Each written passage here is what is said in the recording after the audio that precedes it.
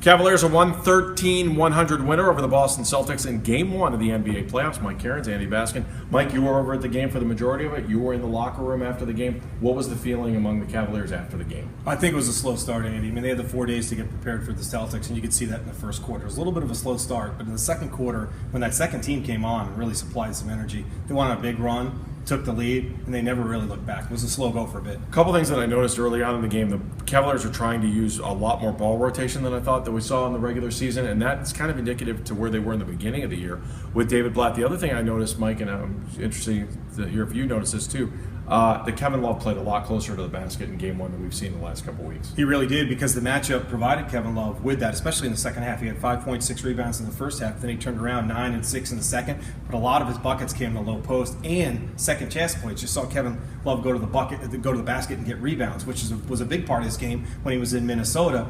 And we saw part of that here, which was a big spark for the team in the second half. All right, what do you think are some of the keys for the Cavaliers going into game number 2? Well, we'll have to see what Brad Stevens is going to do, because he's going to have to rematch up. He's going to do something with that starting lineup, I think, for the Celtics. I think he was trying to see which guys were going to flow. And talking to some of the players themselves, it's kind of easy for them now that they've seen these guys and they've seen that rotation of the Celtics to adjust. And good teams with a couple of days of practice, Andy, they're going to only get better. So I think for the Celtics, they're going to be what matchups can we try to play to get us back in this series? For the Cavaliers, they just have to avoid a lull, is really what it is. They have to keep their foot on the gas pedal and try to finish this. All right, he's Mike Cairns. I'm Andy Baskin. We'll see you throughout the week on News Channel 5 at 5, 6, and 11, and 4 o'clock for the Now as well. And we're ready for Game 2. Are you? Thanks for watching on NewsNet 5.